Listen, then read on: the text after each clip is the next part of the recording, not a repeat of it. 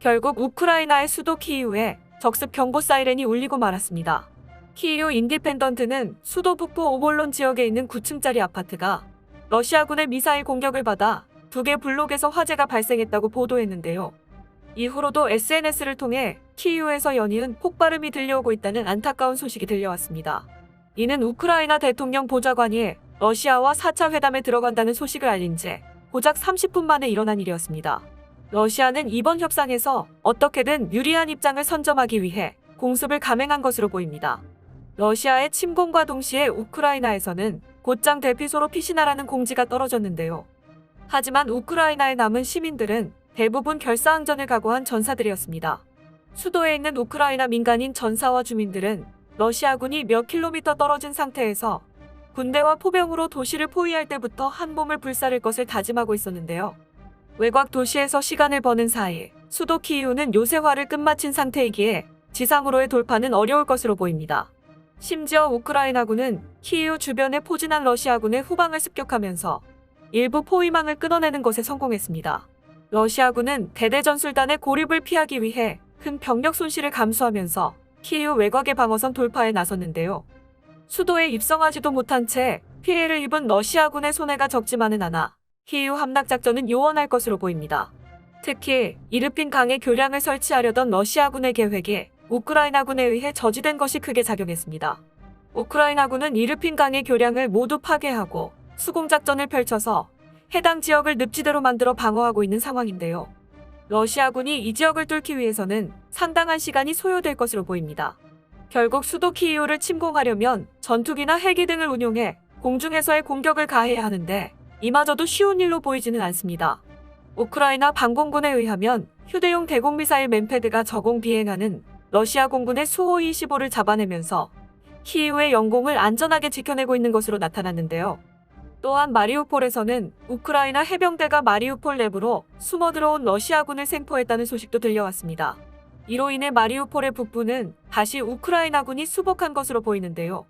마리우폴은 러시아군의 강력한 포위망에 갇혀 열흘 이상 고립됐기에 전 세계 사람들의 안타까움을 사면서도 절대 내부로 적을 들여보내지 않는 의지를 보여주는 도시이죠. 그런데 우크라이나군이 상대적으로 적은 병력으로도 러시아의 대군을 막아내면서 주요 전선을 지켜내고 놀라운 활약을 벌인 데에는 그만한 이유가 있었는데요. 이번에 하르키우에서 잠입을 시도한 러시아의 특수부대가 소지하고 있던 무전기 모델이 공개되었죠. 이 무전기는 시중에서 $30로 누구나 구매할 수 있는 모델인데 러시아군은 이번 전쟁에서 값싼 무전기로 통신을 주고 받은 것으로 나타났습니다. 이로 인해 우크라이나군은 손쉽게 적의 동선을 간파할 수 있었고 미리 매복해 있거나 후방의 침투에 기습을 가하는 작전을 수행할 수 있었던 것으로 보입니다. 영국 국방부는 전황 업데이트에서 러시아군이 북쪽 하르키우 방면과 남쪽 마리우폴 방면에서 진군하여 동부 지역의 우크라이나군을 포위하려 시도하고 있다고 전했습니다. 그러면서 크림반도에서 진격 중인 러시아군이 오데사 방면으로 서진하기 위해 미콜라이우를 우회하려 하고 있다는 움직임을 보였다고 했는데요. 러시아군이 다방면에서 우크라이나를 포위하려는 것으로 분석되고 있습니다.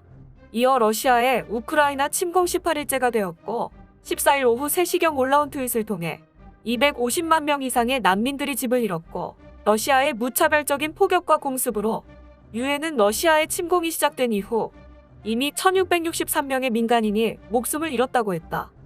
이전의 추정치와 마찬가지로 실제 수치는 훨씬 더 높을 것이며 러시아의 작전이 계속되는 한 계속 증가할 것이다라고 전했습니다. 희생자 1663명뿐만 아니라 1067명이 해를 당했습니다. 피해자가 벌써 2000명이 훌쩍 넘는데요. 13일 러시아군이 우크라이나 서부 르비우주 스타리치 지역에 우크라이나군 교육센터와 야보리우 훈련장에 30여 발의 순항미사일을 발사해 피해자의 숫자가 늘어난 것입니다. 그런데 이곳은 나토의 합동 군사기지로 미국이나 캐나다 출신 교관이 상주 중인 곳이었는데요. 이곳에서 해를 당한 사람은 35명에 달하고 130명 이상이 다쳤습니다. 이곳은 폴란드 국경에서 약 20km 떨어진 곳인데요. AP통신은 이 소식을 전하면서 나토 회원국 국경과 이토록 가까운 곳을 공격하는 행위는 나토가 원치 않더라도 전쟁에 휘말리게 할 우려가 있다고 지적했습니다. 한편 포위된 도시들에 대한 러시아군의 공세도 계속되고 있습니다. 하르키우, 마리우폴, 미콜라이우, 드니프로, 체르니히우, 수미 등의 공습이 이어졌습니다.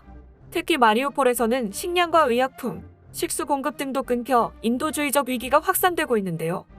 러시아군은 별다른 공격 없이 도시를 봉쇄한 채 항복하기를 기다리고 있다고 합니다. 이런 가운데 미국과 나토는 러시아가 우크라이나 국민들을 대상으로 생화 항복기 사용을 계획할지 모른다는 심각한 우려를 표했는데요. 그러자 러시아는 우크라이나에 미국과 연계된 생화 항복기 실험실이 있다고 주장했습니다.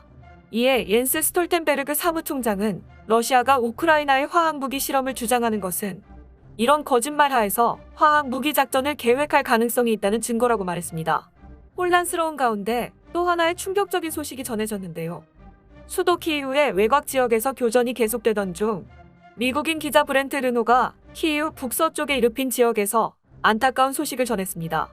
키이우 인근에서 살아남은 미국 언론인은 인터뷰에서 미국에서 온 기자 2명이 대피하는 난민들을 찍으려고 첫 번째 다리를 건너던 중 갑자기 누군가 내 차를 타라.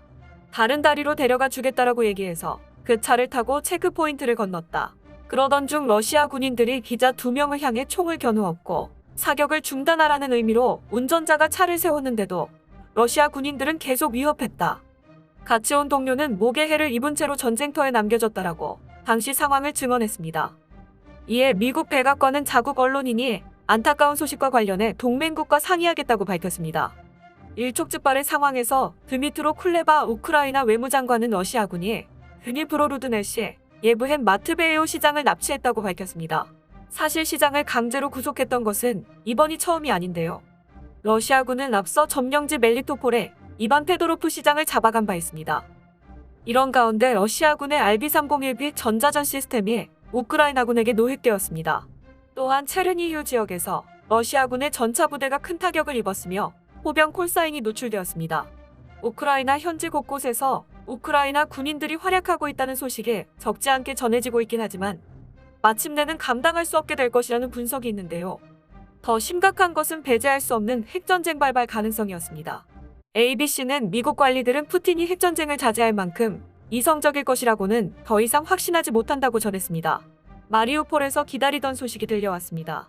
우크라이나군이 장갑차를 운용해 적 장갑차 부대를 몰아냈다고 하는데요. 견고한 마리우폴의 포위망에 어느 정도 구멍이 생긴 것으로 보입니다. 이 밖에도 우크라이나 방위군의 특수작전부대 아조프대대는 꾸준한 활약을 보이며 마리우폴의 방어선을 수복하는 데에 주력하고 있습니다. 40만 명의 민간인이 인질로 잡혀있는 상황에서 활로가 열린 것에는 아주 큰 의미가 있었습니다. 마리우폴 시의회는 텔레그램 계정을 통해 160대 이상의 개인 차량이 도시를 떠나 베르단스크로 향했다고 밝혔습니다. 마리우폴에서 시민이 빠져나온 것은 포위된 지 14일 만에 처음으로 일어난 일인데요. 러시아의 인도적 통로 포격에 의해 2차례나 무산되었던 민간인의 대피 계획이 드디어 성공한 것으로 보입니다. 식수와 난방, 전기 등 필수 물자가 모두 끊어진 상태로 40만의 인구가 고립되면서 최악의 상황으로 치닫고 있던 마리우폴은 전 세계 사람들의 걱정을 사고 있었죠. 드디어 탈출 소식이 들려와 조금은 안도할 수 있게 되었습니다. 이후로도 마리우폴 시민들의 구출 계획은 계속될 것으로 보입니다. 이에 대해 대한민국은 우크라이나 시민들에게 현재 가장 필요한 물자를 지원하겠다고 밝혔는데요. 대한민국 국방부는 15일 정례 브리핑을 통해 관련 지원 품목을 결정한 데 이어서 수송이라든지 운송할 방안을 포함해 구체적인 방안을 협의 중이라고 말했습니다. 지원 예정인 품목은 방탄 헬멧, 천막, 모포, 포단, 식량 등 비무기체계 군수물자와 개인용 응급처치 키트, 의약품 등 의무물자를 포함해 총 20여 개 품목, 약 10억 원 상당인데요. 다만 정부는 검토 끝에 소총이나 대전차, 미사일 등 전투에 직접 쓰이는 무기를 제공하는 것은 어렵다는 입장을 정했습니다. 군수물자도 인도적 지원이란 범위 안에서 지원할 계획으로 파악되고 있습니다. 한편 러시아군의 전차는 땅속에 파묻혀 허우적거리고 있습니다. 마치 자연이 우크라이나를 침략하려는 러시아의 바짓가랑이를 붙잡고 있는 것처럼 보이는데요. 우크라이나의 특수한 현상인 라스푸티차로 땅이 녹아 진흙탕이 되었다가 다시 얼어붙으면서 러시아의 전차가 그대로 땅속에 갇힌 것입니다. 이 같은 현상은 우크라이나 전역에서 관측되고 있는데요. 이로 인해 러시아의 진격이 다소 지연될 것으로 보입니다. 실제로 미 국방부에서도 48시간 동안 전선의 변화가 거의 없었다고 전했습니다. 많은 전문가들은 보급이 원활하게 이루어지지 않는 상황에서 인적 물적 자원을 낭비만 하고 있는 러시아군이 2주 이내에 자멸할 것이라고 보고 있습니다. 현재까지는 러시아군의 미사일 공격이 계속되고 있으나 조만간 자원이 바닥나면서 장거리 공격이 멈출 것으로 예상되는 상황인데요. 우크라이나 정부는 계엄령 기간을 한 달 연장하면서 러시아군의 공격이 멎을 때까지 저항을 계속하겠다는 의지를 피력했습니다. 이처럼 조국 수호를 향한 강한 의지를 불태우는 모습에 자유는 끝까지 우크라이나의 편을 들어줄 것으로 보이는데요. 러시아의 장거리 공격 자원이 바닥난다면 수도 키이우에서 시가전이 벌어지게 될 텐데 이때 도시를 둘러싼 늪지대가 천혜의 방벽이 될 것이라는 관측이 나오고 있습니다. 수도 방어를 담당하는 우크라이나군의 안드리 크리셴코 장군은 도시 주변에는 드니프로강으로 흘러드는 작은 강이 많고 습지가 발달됐다. 이는 병력의 대규모 이동에 적합하지 않다는 의미라고 말했습니다. 미사일 공격에는 취약할지언정 시가전과 방어전에는 최적화되어 있다는 것인데요. 이를 상대하는 러시아군의 입장에서는 천운이 따라주지 않는 것처럼 느껴질 것입니다. 또한 산업도시인 키이우 내부의 공장에서 도시 방어에 필요한 콘크리트와 모래주머니, 대전차 방해물 등 물자를 자체 생산할 수 있다는 점도 방어에 유리한 요소로 꼽혔습니다. 다시 말해 수도 키이우는 버티기 작전에 최적화되어 있다는 것인데요. 시간이 흐를수록 불리해지는 러시아군은 초조해질 수밖에 없는 상황에 놓였습니다. 승리의 여신이 우크라이나를 향해 미소 짓고 있는 가운데 평화의 날이 찾아오기를 바라겠습니다.